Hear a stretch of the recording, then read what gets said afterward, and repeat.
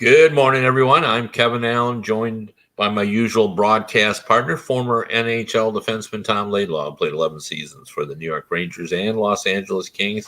This is the Laidlaw and Allen Report. We come to you twice a week, talk all things hockey and some other subjects here and there. But today, Tom, we're going to talk about hockey because we're going to start with more news about your former roommate, your former defensive partner, Don Waddell, who big signing. And, I mentioned on the last podcast that the Carolina Hurricanes were ranked fourth in terms of management satisfaction by the Athletic Survey of local fans because, apparently the fans in Carolina have a lot of trust in Don Waddell. And I think he did it again. I think the signing of Paul Stastny is really helps in a really tight Metropolitan Division because, I like what they did. They got Pash ready, even though he's hurt now, but, they couldn't have known he was going to hurt himself in training. They picked up Brent Burns, who could still play at age 37, Kase, who they picked up as well. And now they've added Stastny. Now he slots in right there on the second line. And, I say second line, but the Carolina Hurricanes lines are kind of hard to configure because is Jordan Staal a top-line player? Because he actually plays more minutes than Aho some nights. Or is he the second line? Anyway, I don't really know. I asked Don Waddell, and he said exactly, when I asked him, who's your first or second line? Like, they don't really – Rod Brendamore doesn't look at it like that. Yeah. So, anyway, they got Sebastian Aho on one line. Now they've got Stastny, who projects he's going to center Svechnikov on his line, and then they got Jordan Staal, who'll be on kind of a scoring, checking, do everything line, and now that moves Kotkaniemi down to the fourth line. Now that's a pretty good fourth line center. They're paying him over $4 million. So anyway, I love this signing. It's a late signing, $1.5 million. It seems like a bargain. Stastny's older. No doubt about it. But here's the thing that I want to point out. I think it was important because, the one thing that doesn't get enough attention, and I don't bring it up as much as I should either, they lost Trocheck. He obviously is in New York. Yep. He is a very good second-line center. But Stastny had exactly the same number of goals as Trocheck had. They each had 21 last season. So, in terms of points, I think Trocheck was 5 points better than Stastny, but you can argue that that's 5 points just reflects the fact that Carolina was better than Winnipeg. Yeah. Carolina was the number 3 team in the NHL last year. And what I liked about his quotes, Stastny's quotes too, he's talking that he wants to go there partly. Obviously he wants to get paid, but it's a team that's going to win, and that's right. For our buddy Don Waddell, that's a fantastic thing. And that's now the view that the NHL players have about the Carolina Hurricanes. That they want to go there to win because they're a contender to win. And they should be a contender to win for a few years. So that's good. Yeah. And he's kind of an old school player, Stastny, with sort of a modern approach. Like, I remember when I first covered the league of hearing the story of a player who was kind of ostracized because he was a book reader. Like he spent time on the planes reading books and he's intelligent. Yeah, he's very intelligent, and Stastny's that kind of player. I didn't know that. Oh. Yeah, he's very very smart player.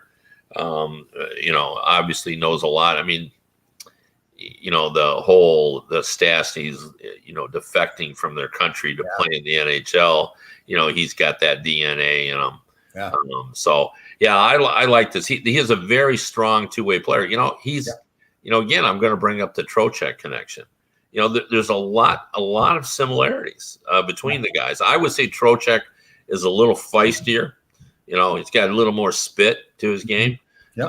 But Stastny is a very good defensive player. He can win a big face-off like Trocheck. He can match up. He accepts his defensive responsibility, sees it just as important as scoring goals. That's what I like about Trocheck. That's what I like about Stastny. So anyway, I think this was a targeted signing, somebody to replace Trocheck. And to get him at 1.5 and in the Metro Division, like, to me, this is the kind of deal that makes a difference in a division that's that tight. Definitely that tight. And he's a winner. Wasn't he in St. Louis when they won the Cup too? Wasn't he in their third line or something there? Or did they trade him away right before that? I think. Yeah, I don't think he was on that team. Let's look that up. But I think you're right, because they traded him away to Winnipeg late in the year, but they still went on and won. Yeah, I remember that was kind of a big controversy because a lot of teams that wouldn't have traded him if they really thought they had a chance to win, but ultimately they went on and won anyway. So yeah, and he's he was in Vegas, and I think they've missed him in Vegas. So I've got Jack Eichel though. So yeah, no, that's true. So yeah, I'm kidding. Yeah. When are we gonna do our show where I have my team, my all under? Anytime you want. Okay, so we can have a special show if you want to do that. We can have it. We usually go Tuesday, Thursday. We could go Tuesday, Thursday, and then a special Laidlaw and Allen report. Yeah. Team Laidlaw,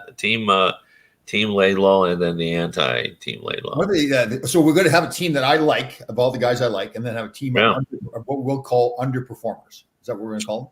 Call it whatever you want. It's your team. So, speaking of underperformers, that was a good segue. Yeah. The New York Islanders signed Dennis Cholowski yesterday, and I know we have some Islanders fans, and so I want to talk a little bit that I know a little bit about him. Obviously, he was a Detroit Red Wings draft pick.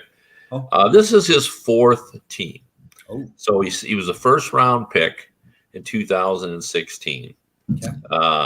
And when he was drafted, I remember talking to the scouts about him. They said, moves the puck, but they liked his offense. But what can he get done defensively?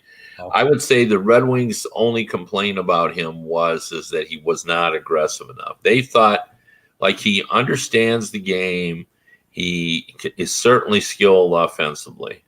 But they just need him to be more engaged defensively, to be more aggressive, to push back a little bit. And he's never been able to do that. So they lost him. They made him eligible to the expansion draft. And, Ron Francis said, boy, I like his offense. So he took him. Couldn't find a spot in their top 8. And they put him on waivers, and the way it is in the NHL, all organizations believe that they develop players better than all other organizations. So, Seattle believed that they could bring him along better than Detroit did. And then Washington said, well, we can bring him better along than Seattle did. Right. And then, of course, they put him back on waivers at the end of the season. And because they wanted to send him to the minors too. And then Seattle said, well, we'll bring him back because, he was good on our minor league team and so forth. So they brought him back to Seattle. But when it was time for a qualifying offer, they said, no, we're not going to do that. So they let him go, and he was a unrestricted free agent. It's almost September. And, he hadn't signed with anyone. And New York Islanders gave him a contract. But I think what's interesting to note is, first of all, they're paying his minor league salary is $200,000. And, there's all kinds of ways to look at pro careers. But if you're a player and you haven't made it yet, but, they're willing to give you a little bit more than the standard $70,000 to go to the minors. What that means is, we like you a little bit, and we're willing to give you a chance. And I believe, if I understand this correctly on Cap Friendly, that his second year of the deal, it's one way. Now he's 24 years old, so I'm sure that was important. That was important to him. It also says that there were multiple teams probably that were interested, in giving him those kind of that kind of deal. Now you're seeing those kind of deals more often. So what would be so you go with a two-way in the first year. The minor league salary is higher than you normally would have it, right? And then a one-way in the second year. Oh, that's interesting.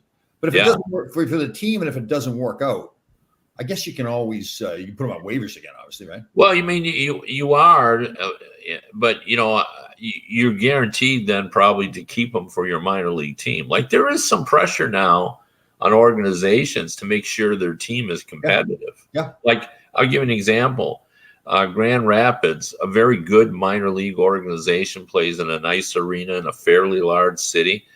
They didn't make the playoffs last season. They always make the playoffs. Yeah. And I think there was some emphasis where I think Steve Yzerman probably said to folks, not acceptable. Right. I got good prospects coming. Right.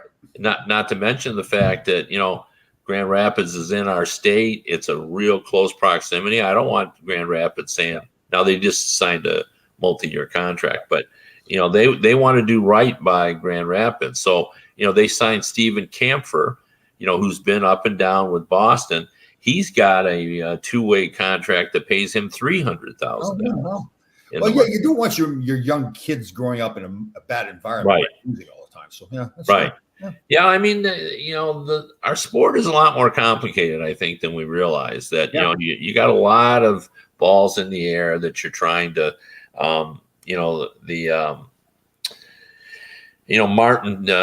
was the assistant general manager in Detroit. I'm drawing a complete blank on his first name. He's now with the New York Rangers, and he left Detroit. And he did a great job of stocking Grand Rapids with veterans to go with the players that the Red Wings put there. And then Pat Verbeek came in. And I think he was just kind of learning his way in that, because that's in itself is an art. Like, some guys are great at identifying players that can play at the NHL level, but now you've got to find players that, maybe aren't good enough to play in the NHL, but can really excel in the AHL. See, that's good thinking. If teams don't do that, they're kind of missing the boat, right? I mean, if you really want to develop players properly, I like right. That. So now Pat Verbeek is gone. Now he's in Anaheim, where I would argue he's doing a very good job of identifying talent. But now, Horkoff is the new, the former NHL player, is the new assistant GM in Detroit, who's in charge of Grand Rapids, and he's running it. So anyway, for the Islanders fans, the scouting report on Cholowski is highly skilled defenseman. I think he had, 20 points in 30 games in the AHL last year. He was up and down. He's played 100 plus games at the NHL level. He gets some points. You'll notice him offensively, and you want more from him in terms of his aggressiveness. But he's 24 years old. Maybe he's at that. It doesn't often happens, but it does sometimes happen where, guys figure it out. Yeah, Dan Cleary, right? Dan Cleary figured it out, yeah. But this is team number 4. But, it is funny.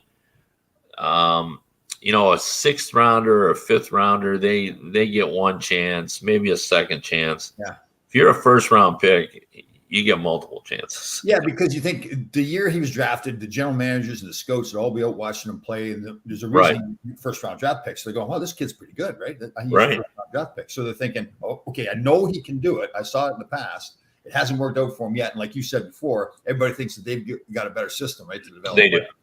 Yeah. I mean, just like us, we think we know how to do it better than other people. So we've proven that. I mean, time and time again. Yeah, for sure. So anyway, I thought that was kind of an interesting play by Lou Lamoriello. So on one hand, I'm critical that Lou Lamoriello didn't do anything this summer, although he says he feels fine about it. I read that in the paper. Sure. On the other hand, I say, Cholowski, not a bad move. So if he ends up being a good player, plays in the NHL lineup, they go, "Wow, that's a good move by Lou." Right? Well, yeah, but I mean, that's not like bringing in Paul Stastny or Brent Burns or not the Cadre. You don't say, "Well, I missed out on Cadre," but I signed Cholowski. So. That's true. That is true, right? Yeah. I got a shout out to our good friend Susan Brooks. I was talking to my good friend Mike Emmerich yesterday, and we had talked in a few weeks, and he was telling me about doing I think it was the Booster Club. They had a little convention recently, and he spoke via Zoom the folks, and he brought up Susan Brooks. He said, "Yeah, Susan Brooks, Larry Brooks' sister, is involved in the New York Rangers." So that's the one I went to. I went to the convention there on the Saturday. I don't know when he did that. Wow, interesting. Yeah, I know. So anyway, when I laughed, I said, "Yeah, I know Susan real well," and I told her that she listened to our podcast and that you and I were very impressed with it. She always helps us out because we can't remember names worth a darn anymore because we're old, and Susan's right on top of them all the time. So my only fear though is you wonder if it's going to go to her head, right? I mean, like we say too many nice things about her, like think it'll. No, it will not, because she's just a fine human being. It will not go to her head. So, anyway, so and Mike Emmerich, just to give you an idea of what it's like to be Mike Emmerich. Yeah. I was talking to him about a friend of mine wanted him to appear on a podcast, and I don't like to give out Doc's number because I know he's inundated all the time. So I usually, if someone asks me, I just ask him. I say, "Are you interested?" If you are, and then you can email him, and I'll send him an email. And he said, I'm to the point now. I take the summers off just because I owe it to my wife. And one of the reasons I retired is I want to give my wife some time. Right. And he goes, so I start booking again as soon as the season starts. And he said, so tell your friend that I'll do a show, but the bookings for the season, I'm already into November. Oh, is that right? Really? Yeah. Wow. Yeah. When we did his book, he had more than 100 interviews that he did for our book. Wow. Together. More than 100. Now that's just phenomenal. So yeah. There she is, the one and only Susan Brooks, right there, live. Yeah. You know what I appreciate about Susan, even more than you? What I appreciate is, I'm a huge sports fan. So, I'm a big baseball fan. As I like to say, I covered baseball in a previous life before I became USA Today's national hockey writer. I covered baseball, and I like all that. Susan's on top of all sports. Totally, Yeah. Right. Yeah. So, and you got like a sport in 3/4. You got hockey, and then you're sort of interested in the NFL. But Susan's totally invested. She's at the Yankee games. I'm not sure. Oh, that's right. Yeah. She posted about O'Neill on Facebook, and not only that, but she's on top of movies and plays, and she's got a full life. You got like 6/10 of a life. So you cook. And you do podcasts, you live your true grit lifestyle, which is incredible. Even though I don't understand the lack of air conditioning, but that's for another day. Yes, we can have a whole show on that one. Yes. Yeah. But Susan's on top of everything. And, there are a lot of people like Susan.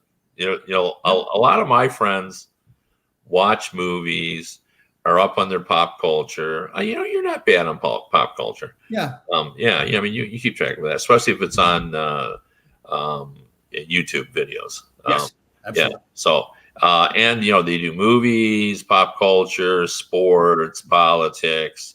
You can sort of do politics. You've kind of fallen off a little bit because I think, like the rest of us, you're weary of the battling that goes on. So I do appreciate the well-rounded, people like that. I agree. Well, speaking of well-rounded, I need your opinion on something. So sure. What's happened to the Prime Minister of Finland? She's partying, yeah. Yeah. So what's your take on that? Like, people are giving her a hard time for partying. To be honest with you, I've just seen the headlines and I saw a brief discussion of it. We've had political figures in America who have enjoyed the nightlife. Yeah. I've got as long as you're doing your job, I don't see where that's an issue. Totally. And apparently she's trying to defend herself. I saw in the New York Post today saying that she's never missed any meetings. She's always that's what I'm saying. Like, what's in anybody's business? As long as you are where you should be when you're running the country, when you're in your off time. I mean, I guess the argument would be, that she has no downtime, that she is always on. And that's a fairly good argument. Right. But I think you always have some downtime. I mean, I'd have to know the particular. I guess you're wondering if there's some kind of an emergency. I guess that's the only bad part. Like if she was drunk or on drugs or whatever to the point where she couldn't think properly and there's an emergency, I guess that would be the the hard Is part. that the level she goes to? Or does she become? No, I'm not. No, Yeah. Yeah. Well, I mean, if that's the case, then I withdraw what I said. I mean, she's, but if she just likes to go out, I don't have any issues with that. But when you're running a country, you can't ever find yourself, in a position where, you're incapable of making decisions and so forth. So, what do you think of the pressure on Ron Duguay now being up there? This is Mr. Sarah Palin, right? He's up there. Yeah, no, that's right. So, although as he's grown older, try to do the right thing all the time. Like you don't see. Yeah. I think he's still occasionally out and having fun, but not like the old days. He eats pretty healthy. I think at least he was eating healthy. Yeah, well, he looks like he eats healthy. Yeah. I mean, he's in good shape. So he takes care of himself. Yeah. So So, do you know his workout is something to be proud of? You must be familiar with it. I'm sure he posted. I don't mean to pick on him, but he did post a video the other day of him working out in the gym. And the exercise, he was only doing one exercise. And it looked like he was about 90 years old. I don't want to be starting trouble or anything like that, but he did look a little old. But he looked a little old. Yeah, there was one of those, like there's certain exercises that maybe as you get older men do, like different exercises. And Dukes was definitely doing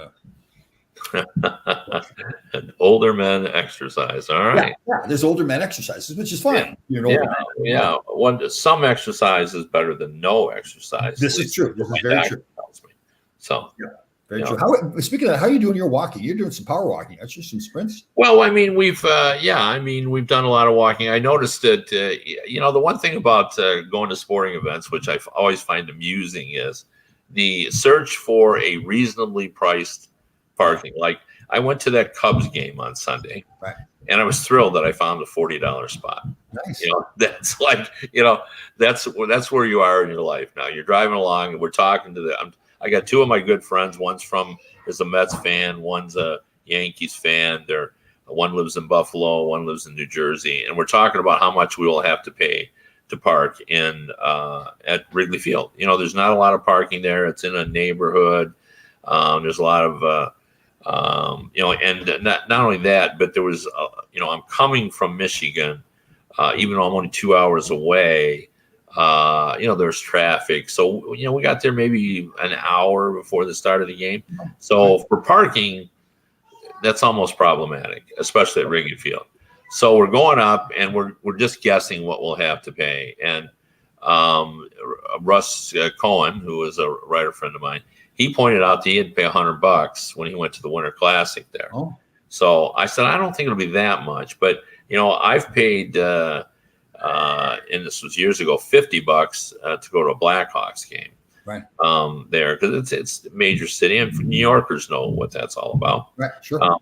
So anyway, we get up and we're about a block from Wrigley, and I see this right on the corner, just a little parking lot, and it says $40. Well, and I said, what a bargain.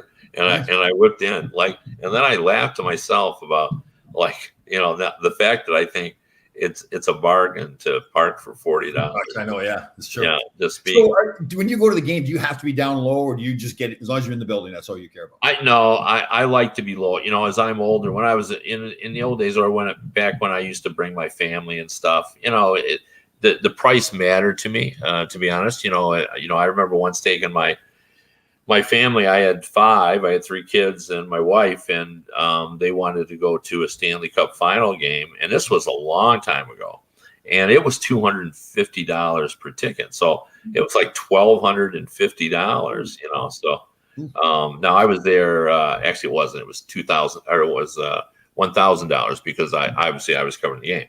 But they went to the game, and it was a lot of money back then. Yeah. But now, I'm older. It's just me and my wife. There's nothing more dangerous than a senior citizen with money. Because what do we care? You know what I mean? Like, we're not saving for a rainy day. Yeah. Our rainy days are here. So, we in the games we went on my baseball, we sat lower level. I sat box seats both places. I was in charge of getting the tickets. That's the price they paid for putting me in charge. So nice. if they were thinking that I was going to put them in the bleachers or to get them the lowest thing. They were mistaken. Right. So that's a good segue. So now, did you see in the paper where they're investigating where a couple was supposedly engaged in the sexual relations up in the stands? They're up in Oakland, I think it was, in the stands. Yeah, I've actually witnessed that at a game before. You remember, I've been to a lot of games. You witnessed that happen? Yeah, in the playoffs, at Joe Louis Arena.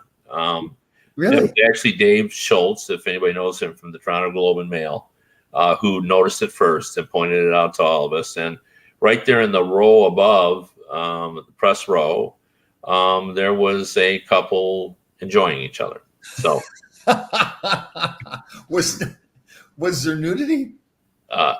Well, there. Okay. Yeah, I mean, we didn't see too much, but it was pretty clear what was happening, and finally, because they cleared out the folks around them because of that, although some were rooting them on.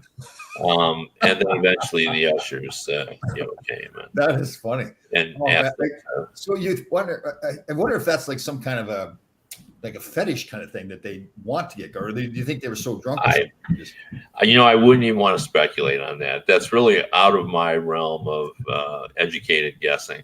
I just don't know what their motivation was, or because they were not, these weren't 20-year-olds. These were like 40-year-olds, Yeah. So it was, I don't believe they were husband and wife, though.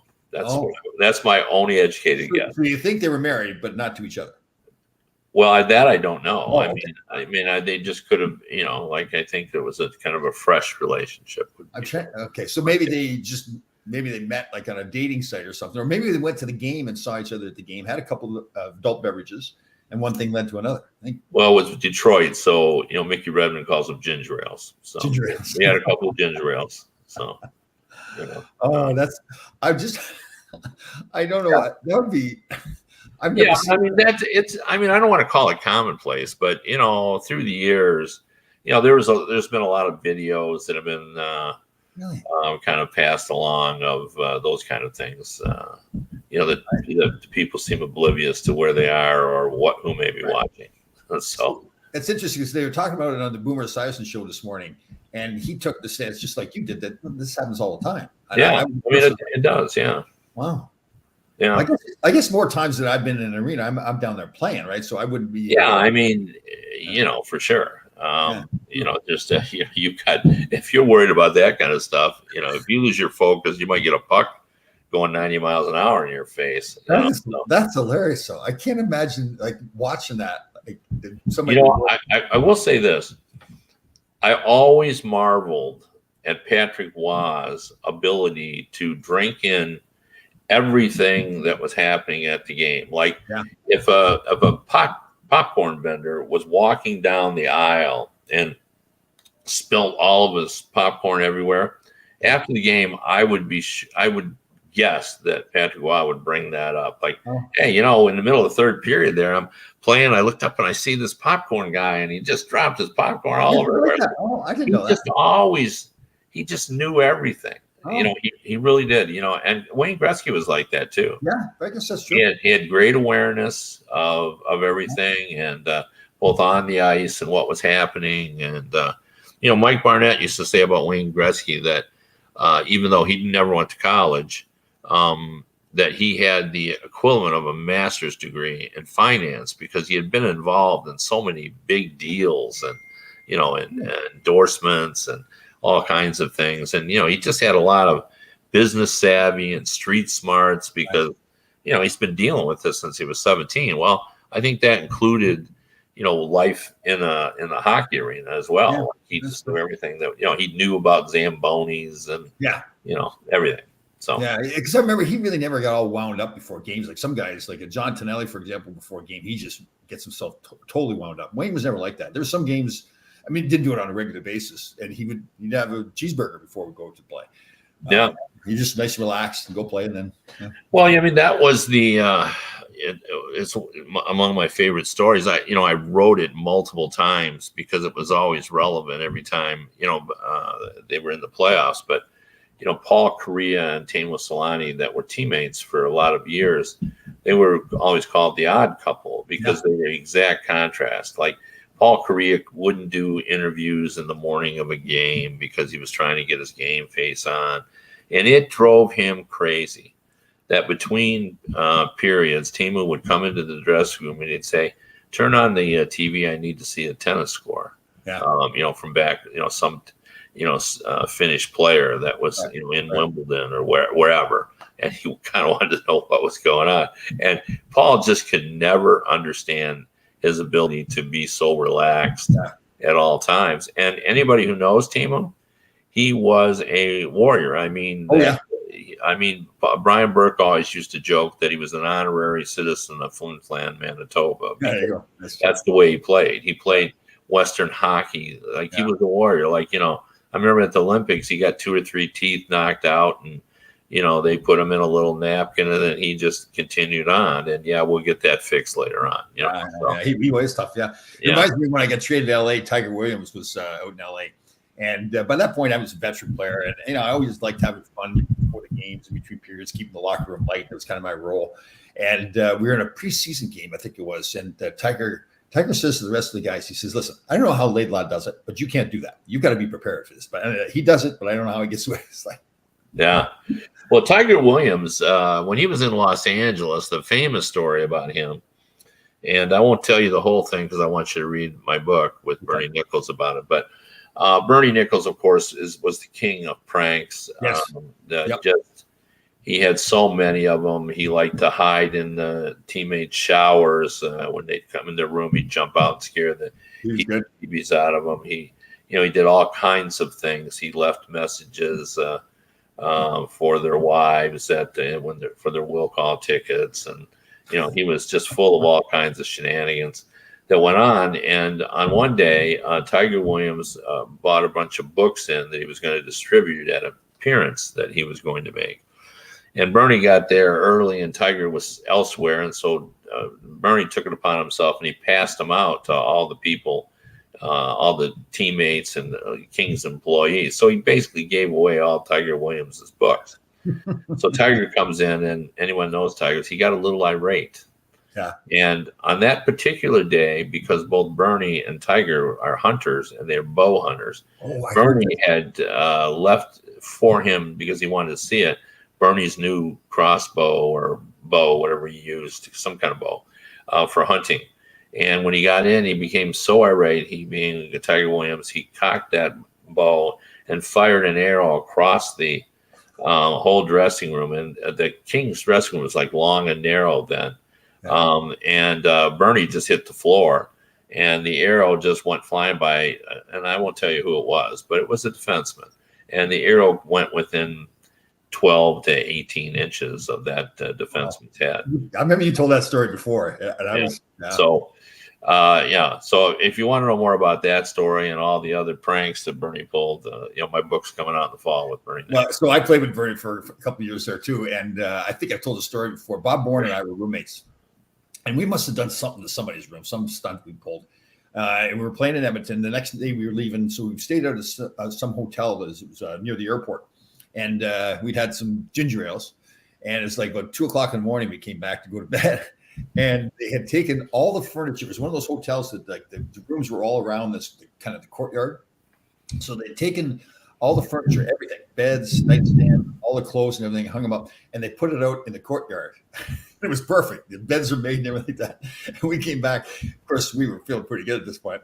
It was such a good joke that we were just dying laughing. So we were just going to crawl in bed, sleep in the courtyard, but the security came along, so he wouldn't let us. They had to put the stuff back in the room. But and I don't know for sure, but I'm pretty positive he was involved in it somehow. It was hilarious. It was good.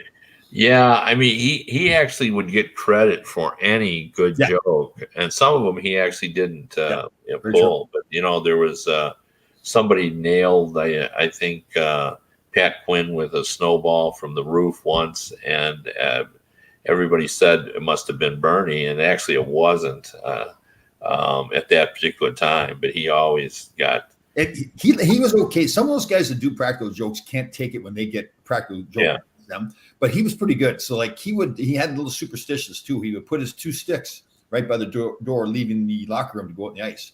He didn't sit near there, but that's where he'd leave his sticks. So I got to, I remember he had a black shaft and a stick. So I would get black tape and I would tape the two sticks together. So when he went to go in the ice, he had to get somebody to, it was a small little thing, but it was driving him. The worst thing about it is he couldn't figure out who it was. It went on like for the whole year. And he finally realized it was me. And he was actually very excited. Like, he was, Tommy, that's good. You like that? That was a good one. So, yeah. Wayne Gretzky used to tell him he slept with a stick. Wayne did, which wasn't true. But then Bernie started sleeping with his stick. You know? Oh, is that right? Yeah. Well, you know, it was the 1980s. And as Bernie points out, back then you could just go up to the, you know, front desk and say, hey, I forgot my key. I'm Wayne Gretzky, and they would just give you a new key to Wayne Gretzky's room. So, you know, that's how you could get into their rooms and hide behind the shower curtain and, you know, scare the bejeebies out of them. So Nick Fatio was really good at that, like getting a key and going in, and he'd do things. He'd put the clothes in the shower and get them all wet. He'd hide in the shower. All that stuff. Now you just can't do that. The security in hotels now is, you know, a lot stronger than it used to be. But, you know, Tom, we are really close to the start of training camp. I keep reminding everyone, you know, we're just, you know, 3 weeks away or so. We're going to have those rookie tournaments. And then we're going to start. It'll be right around the 20th. So, you know, it's about, I guess, 4 weeks now for training camp. Yep. But, you know, the rookie tournaments will be beforehand. And those are always fun because you get to see the young players. And then we're going to start to see what all these off-season moves really mean. And I think this season is going to be difficult to project because I think there's a lot of sameness. I think the top teams got a little weakened. I think the bottom teams are climbing up again. I don't think they're climbing enough. Like, I love what Ottawa did. Yep. I don't think they've done enough to make the playoffs. No, I agree totally. Yeah. Yeah, and the same thing with Detroit. Like, they've added, you know, a third. They're going to change over a third of their roster, and they're going to bring in young Edmondson. But I just don't think it'll be enough to get them there. Yeah, like last year, I felt like, I think we had this discussion too, that the good teams were really good. Like those top 10, 12 teams were really good, and then the bottom 10, 12 teams were really bad, right? Right. Being, you know, so you think those bottom teams have gotten a little bit better, and those top teams have gotten a little bit worse? For sure. Yeah, I mean, I don't see how you can take Nazem Kadri off Colorado and say they're as good as they were last year. Right. I don't see how you can take Ryan McDonough out of the Tampa Bay Lightning and say, yeah, we're as good as we were last year. Right. You know, so do you think Florida got better? Think Carolina got better? You know, I think there's some sameness, but I think they're going to be different. You know, I think Florida's still going to be pretty good, but they're going to be a different kind. Like, I think they're better prepared for the postseason. You know, Huberdeau is an excellent player. Yeah, you're right. They are different, though, right? Like Kachuk is a different player than him. Completely different. Now, the one thing I'm curious about is what will be the impact on Barkov. You know, because chemistry, we all know, is important in hockey. And, you know, those two, seem like they, you know, worked well together. So, you know, will Barkov, have that kind of same chemistry when they reshuffle, you know, those lines, you know, and, you know, I don't know where, where is the goaltending going to be? Is Spencer Knight going to play more games this year? I mean, they still have a $10 million goalie in Bobrovsky, you know, so, and that's always difficult. So, you know, I like what the Rangers did in the offseason. I've said I really like Trocheck, and I think that was a hole. Right. I mean, that's they did lose some guys. They did lose some guys that really helped them, but they did replace the other players. The young kids should supposedly be better after last season. Yeah, right. And they still got Shesterkin too. That's the one thing. So, yeah, he solves a lot of issues. Yeah, he does. Yeah, you know, and that's good. That's kind of good and bad, right? Because last year you saw where I think you were telling me about the stats, those quality chances, like how high the Rangers. Yeah, I mean, how many, you know, goals saved above the average, and Shesterkin was just, you know, off the charts in terms of that. And I think that's a great stat. I mean, now in baseball, wins above replacement has become like a stat. Like, they've even gone back. We look at Hall of Famers that, you know, what they were, and that seems to be a significant. And I think for a goalie, you know, goals saved above the average goalie. I mean. Definitely. Yeah. All right. So really quickly, can you pick one team that you think that should do well that's not going to do well next year? That should do well that might not. Okay. Do you have one? I'm thinking. Okay, we look at Nashville, and I hate to pick on them, but do you think Nashville should do well next year? No. Okay. So yeah, you've always been a little more bullish on them than I am. Yeah, I think their they should be better than what they're doing, right? And Ryan McDonough, I don't think their roster is good enough. No. I mean, like who are there? Like Roman Yossi is a premium defenseman, but when you look at the rest of the game, like I don't see a Nathan McKinnon on that team. I don't see a flag carrier. Like who's the flag carrier? I mean, it's probably Roman Yossi. Right. Like, when they go in the battle, who's the guy that steps up front? He's waving the flag saying, "Let's go, boys. I got you." Good point. Yeah, good point. So, I mean, maybe it's Forsberg. Maybe. So how are you looking at my favorite team, the Vegas Golden Knights? I mean, do you look at that roster and think, "Wow, that's the strong roster. They should do well"? No, I don't. I mean, really? they don't. They've lost their number one goalie, so I think there's a lot of question marks on that team. No. So. That they'll have a little cap space, which they didn't probably expect. Right. And I think that's one of the reasons why they're not going to try to replace Leonard is, let's try to get our financial house in order here. Well, we didn't expect this, but, let's not go overboard and end up, the following season where we're already over the cap and we haven't even started yet. So do you think, but there's some pressure on that team too. That owner wants to win, right? They came close their first year. He does. Slid backwards. So do they say, okay, we're not really that good to be a contender right now, and we're going to settle with that? Do you think no. Yeah. Oh, no. They think, it's the same thing with the Philadelphia Flyers. Yeah. Oh, like, wow. I think they're not good. The Flyers think that they can try to get in the playoffs. Wow. So, and I think Vegas is the same way. I don't think they know that but I think Vegas is well ahead of Philadelphia. Like, for sure. Yeah, like it wouldn't take much for Vancouver to get right in the mix. Or not Vancouver, to get right in the mix. That's a good team though, too. Vancouver. What are they? Are they a contender to make the playoffs? I don't think they're a contender to win the cup. They're a team that I really, really like that I think could surprise people. Like if there was one team that ended up just roaring out of the gate, they got a lot of talent there. I mean, just really skilled players. Like think about this, Elias Pettersson, Hughes, Brock Besser, JT Miller. Thatcher Demko is a quality goalkeeper. There's a lot of talent there. Is that the best name in the National Hockey League? Thatcher Demko? It sounds like a lawyer to me, though. Oh, it does. Does it? Okay. Oh. Yeah, Thatcher Demko. Representing, the defense that was led. So what about, would you have an all-time favorite name? Rio Ruotsalainen. Oh, really? Oh, I always love that name, Rio Ruotsalainen. How about Garth Butcher? Well, I mean, that was an apt name for him. I thought so. Larry Playfair. Larry Playfair was cool because Larry didn't play. Yeah, exactly. Yeah. So yeah. No, he was a good guy though. I liked Larry Playfair. All right. Do you go to Costco? I don't, but my better half does. So. Oh, she does. Okay. I'm heading to Costco after this. Got to get cucumbers and avocados. Yeah. We just had this discussion. My wife was talking to someone about best prices on produce is Aldi's. So. Oh, really? Aldi's? Wow. Huh. Yep.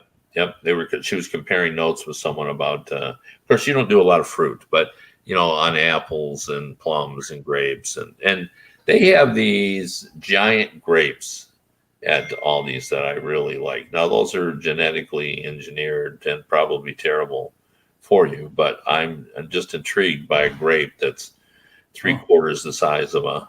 So I put that up there for two reasons. Reggie Savage, where did he play? He was a center. He played on Washington and a lot of different teams. The other reason I put that up there, nicely signed. So it's a nice name. Yeah. We had one of our followers on the Thursday show. What was it? Where the chicken? Women chicken. Yeah. Speaking of nicely signed, we're going to close it up here, but I want to get people's thoughts on that. I didn't even think it was a big deal. At Detroit Hockey Now that I'm a part of, my fellow writer Bob Duff was pointing out that on social media there's been a lot of discussion about a signed autograph by Lucas Raymond, the young Red Wing player, and it's just two initials. He just goes LR. Now that's what they told me that he did, but when I looked at it, it looked like it looks like there's this line squiggle over something else. It looks like if you were looking overhead down at a bird flying, like you can see his wingspan, but it's a stick figure, so you can see his wings sticking out, and so that's how I see it.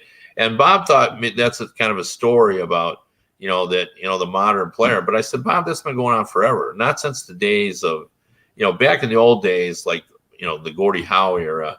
Bobby Hull, their autographs were legible, but for the last 25 or 30 years, it's just chicken scratch. I know. I try my best if I sign an autograph, but there are some times where it's like, So I don't really think it's a story. I think that's just the way it is, and some of it is just a reaction to the fact that they constantly have to sign stories, and Bob, if you're at an event someplace where you're doing a whole bunch of autographs, the first one may be okay, but by the time you get to the last one, but Bob just thought, have a little more enthusiasm in the project than put LR, So I don't know. I'm not so sure I see even the LR. I just kind of see two lines. It really looks kind of like stick figures. But I tell you that one thing though. It's consistent. There you go. I looked at 2 or 3 of them, and they were all the same. The squiggles were all the same. So I'd actually bought. I don't use it, so I was sure. But I was advised to buy a stamp with my signature on it, thinking I stamp them instead. But I think that's kind of cheating. That's way cheating, and you're really, that's really unfair. Yeah, so don't do that. No, I didn't do it. All right. Well, we've gone too long, and we may have jumped the shark on this one. We talked about some things maybe that weren't all that interesting, but we do appreciate you tuning in, and we'll try to be better. We always try to be better than we were the previous show. So. We covered a lot of topics. That's all. Yeah, we did. Maybe a couple of them weren't as interesting as they should have been. No, that Prime Minister. We need to protect her. Yeah, exactly. But if you want to read me, I'm at DetroitHockeyNow.com and also at HockeyBuzz.com. And if you want to listen to the radio version of this fantastically interesting show, you can go to radio.co at 365 Sports. We'll see everybody next week.